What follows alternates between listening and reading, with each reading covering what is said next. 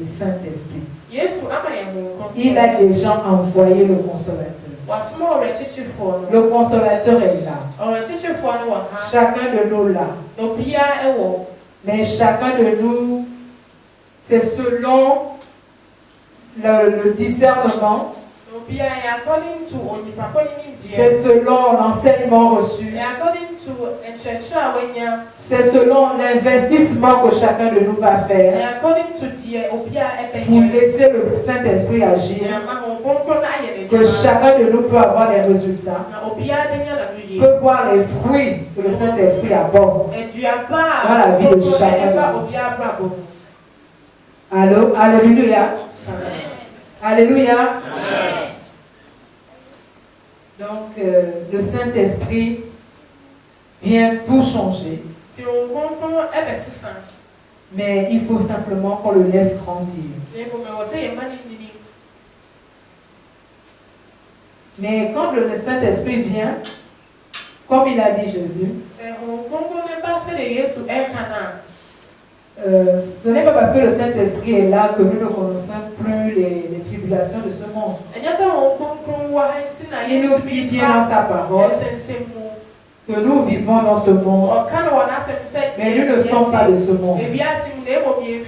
Donc le chrétien, même avec le Saint-Esprit, il vit les tribulations de ce monde. Mais la seule différence, c'est que le chrétien ne se laisse plus se prendre. Le chrétien ne se laisse plus se prendre. Parce qu'il a déjà reçu la révélation. Souvent, le Saint-Esprit l'a déjà informé.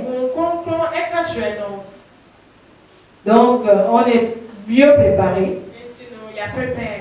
Donc, souvent, le chrétien, il suit bien son cheminement avec Christ. Quand les tribulations arrivent, il est en paix. Quand les tribulations arrivent, il a le courage. Il ne se laisse pas faiblir.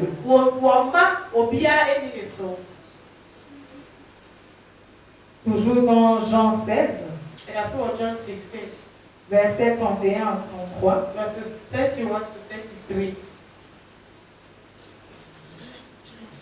On peut lire. Jean chapitre 16, verset 31 à 33. Jésus leur répondit: voyez, croyez maintenant. Voici, l'heure vient, et elle est déjà venue, où vous serez dispersés chacun de son côté, et où vous me laisserez seul. Mais je ne suis pas seul, car le Père est avec moi. Amen. Amen. John chapter 16, verse 31 and 33. Yesu bua wɔn sɛ afei deɛ mogyidi hwɛ dɔn no ɛreba na anya adu sɛ mo nyinaa bɛhwete akɔ mo nkuro mu na moagya me nko nanso ɛnkaa me nko ɛfiri sɛ agya no ɛka me ho yɛnom na maka mo na moanya me mu asomdwie mo ho ɛbɛyɛ hia mo wiase ɛdeɛ nanso mo a mobɔ ntɔ mo yam adi wiase so nkɔmi. Amen. Donc nous avons vu que lorsque on a le Saint-Esprit, les tribulations sont là. Les difficultés sont là. Les montagnes sont là. Mais le chrétien ne se laisse pas il ne se laisse pas envahir par tout cela. De par son statut de chrétien, il est déjà préparé. Il affronte tous ces obstacles avec sérénité. D'autant plus que le Seigneur a déjà donné les armes pour affronter toute montagne qui se dresse sur le chemin. Et ces montagnes-là souvent sont aplanies par les armes que le Christ nous a déjà données. En parlant de montagnes et de forteresses, il n'est pas bon Pour chacun de nous qui sait que il rencontre une montagne dans sa vie, c'est-à-dire quelque chose qui l'empêche de rentrer en communion avec son Dieu, que ce soit sur le plan de la pensée, que ce soit de manière physique, dans nos maisons, dans nos lieux de travail. Il peut y avoir des forteresses, des montagnes qui s'érigent. Et le plus souvent, ce sont des choses que nous ne voulons pas quitter. Ou les comportements que nous ne voulons pas quitter. Ou quelqu'un va dire, ah, moi je suis comme ça. En tout cas, quand ce problème arrive, moi c'est ma colère, c'est ma colère. En Jésus, il n'y a pas de colère. Mais ça devient ta colère. On s'approprie même les choses. En disant, moi je suis comme ça.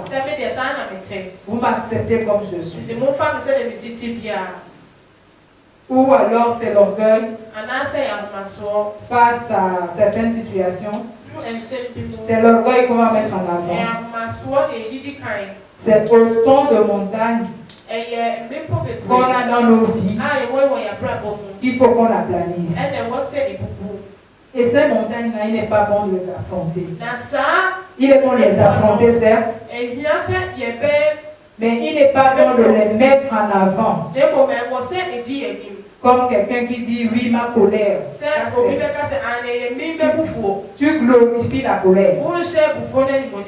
Tu mets en avant la colère.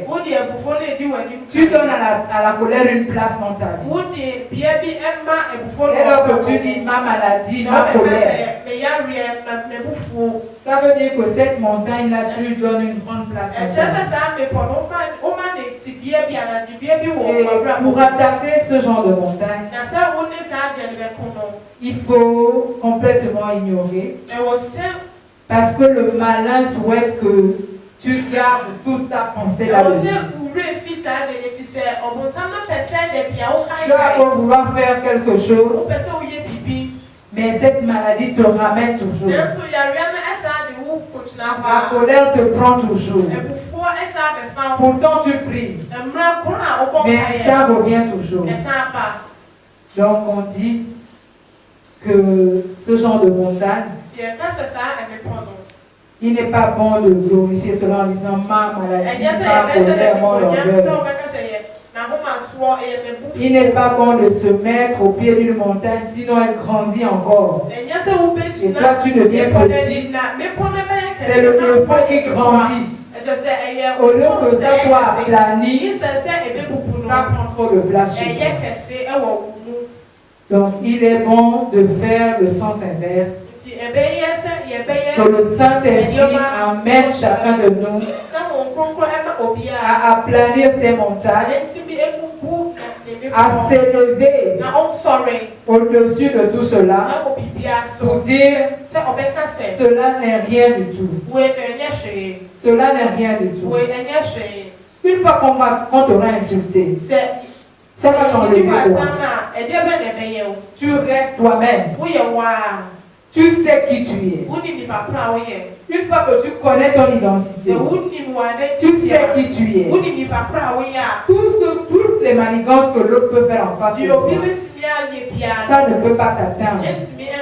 Parce que tu sais qui tu es.